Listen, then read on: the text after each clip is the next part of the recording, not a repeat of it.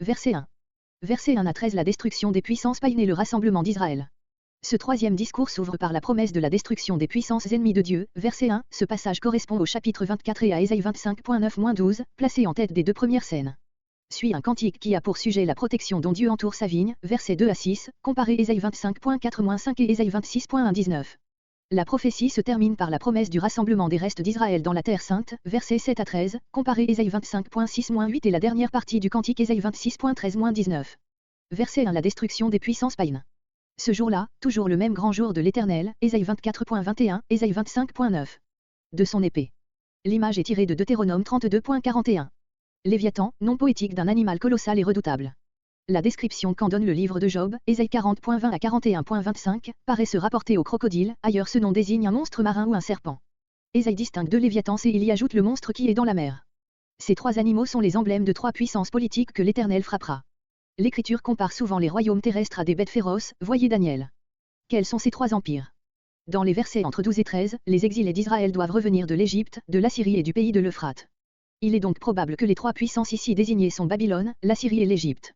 Le serpent agile est sans doute l'Assyrie, traversé par le Tigre, ce fleuve au cours rapide dont le nom hébreu d'Ékel, aussi bien que le nom persan et court d'actuel, Tier, signifie flèche.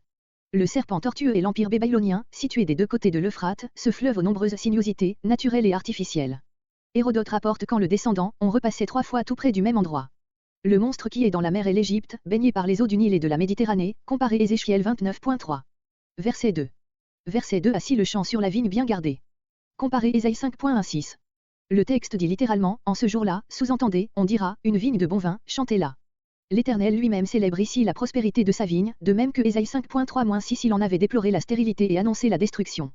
Verset 3. Comparé Ésaïe 5.5. Verset 4.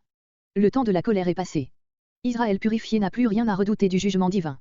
Des ronces et des épines, symboles des ennemis du peuple de Dieu, de Samuel 23.6-7.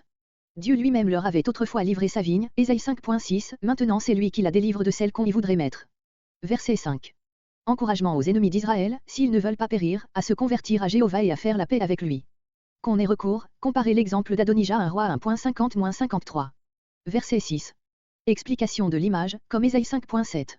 Désormais Israël prospérera à tel point, qu'il couvrira le monde entier de ses rejetons et de ses fruits.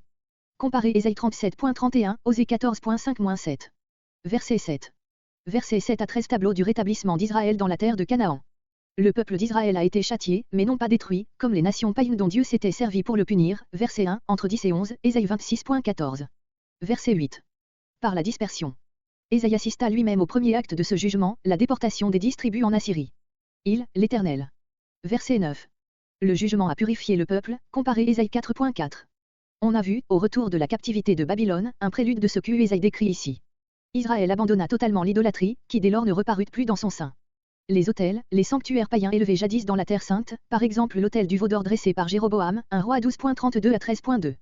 Les astartés et les colonnes solaires, voir Ésaïe 17.8, note et tout le passage Ésaïe 17.7-11. Verset 10. Les idoles qu'Israël a détruites ne se relèveront pas, verset 9, car après que, par la chute de la grande cité, capitale du paganisme, elles ont été convaincues d'impuissance, le peuple ne sera plus tenté de les adorer. Comparez Ésaïe 21.9. Ainsi la conversion d'Israël se lie étroitement au jugement des païens. Ville forte, voir Ésaïe 24.10-12, Ésaïe 25.2, Ésaïe 26.5. Une demeure délaissée. Elle est devenue un monceau de décombres, parmi ses ruines croisent des broussailles qui servent soit de pâture aux troupeaux, soit de combustible, verset 14. Comparez Ésaïe 5.17, Ésaïe 17.2, Ésaïe 10.16-18. Verset 11. Ce n'est pas un peuple. Il s'agit du peuple de la capitale, verset 10, ainsi des païens, comparez le mot peuple appliqué aux hommes en général, Ésaïe 40.7. Son créateur. Comparez Ésaïe 17.7, Ésaïe 29.16. Dieu est aussi le créateur des païens, Job 12.9-10, néanmoins il ne les épargnera pas. Verset 12. Le prophète oppose au tableau de la désolation finale de la ville païenne, verset entre 10 et 11, celui du rétablissement d'Israël. Il emploie pour cela l'image d'une récolte. Secourra les épis. On bat les épis pour en séparer le grain, Juge 6.14. Cette opération est l'image du jugement par lequel Dieu arrachera Israël aux étreintes de ses oppresseurs et le séparera d'eux pour le rassembler dans sa terre. Le fleuve et l'Euphrate, Ésaïe 7.20, note, le torrent d'Égypte et le Wadi el-Arish, limite orientale de l'Égypte, Genèse 15.18. Les épis du fleuve sont ceux des pays de l'Euphrate, Assyrie, Babylonie, les épis du torrent d'Égypte sont ceux de l'Égypte. Ces mots désignent donc les deux contrées principales où Israël a été captif. 1 à 1. L'exil les a dispersés les uns loin des autres, ils seront réunis et pas un d'eux ne sera oublié. Comparez Amos 9.9, Michée 2.12. Verset 13. Explication en termes propres de l'image du verset 12. La grande trompette, Ésaïe 18.3, Matthieu 24.31, est l'emblème d'une puissante et soudaine intervention divine.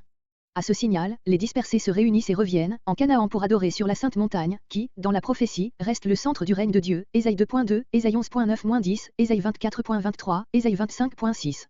Comparez la promesse du rétablissement d'Israël présentée sous l'image d'une résurrection du peuple, Ézéchiel 37. L'Assyrie et l'Égypte représentent ici, comme Ésaïe 11.16 et Ésaïe 19.23-25, tous les pays de la dispersion. La mention de l'Assyrie, tandis que Babylone n'est nommée nulle part dans les chapitres 24 à 27, est une nouvelle preuve que ce morceau n'a pas été composé, comme beaucoup le prétendent, au temps de la captivité, alors que Ninive et l'Assyrie avaient disparu de la scène.